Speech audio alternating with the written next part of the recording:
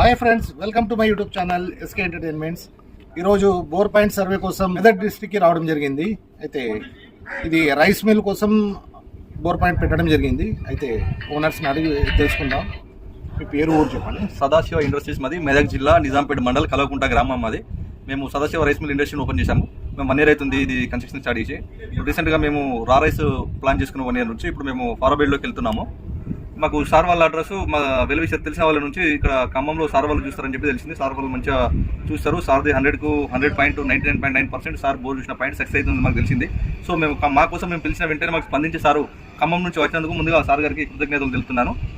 Sir గారు మాకు 2 points చూపించడం జరిగింది. సార్ వారి దయతో సార్ వాళ్ళు చూసిన దానికి ఖచ్చితంగా మాకు వాటర్ పడాలని ఆశిస్తున్నాను. మాకు 99% సార్ ఏమన్నారంటే ఖచ్చితంగా అవకాశం ఉంటుంది, మీ పాయింట్ 2 చూపిస్తాను, 100కు 100%, 100కు 99% మీకు వాటర్ సోర్సెస్ పడతాయి అని సార్ మాకు హామీ ఇవ్వడం జరిగింది.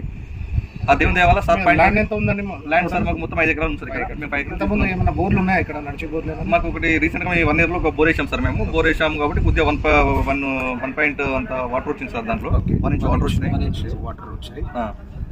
అయితే నడుస్తుంది, ఒక 1 hour నడుస్తుంది. 1 hour నడుస్తుంది. మళ్ళీ 2-3 hours తర్వాత మళ్ళీ ఆఫ్ చేసి పెడితే మళ్ళీ 10-15 minutes మాకు వాటర్ వస్తుంది. అంటే వాటర్ అయితే ఇంటికి సరిపోయేంత వాటర్ ఉన్నాయి.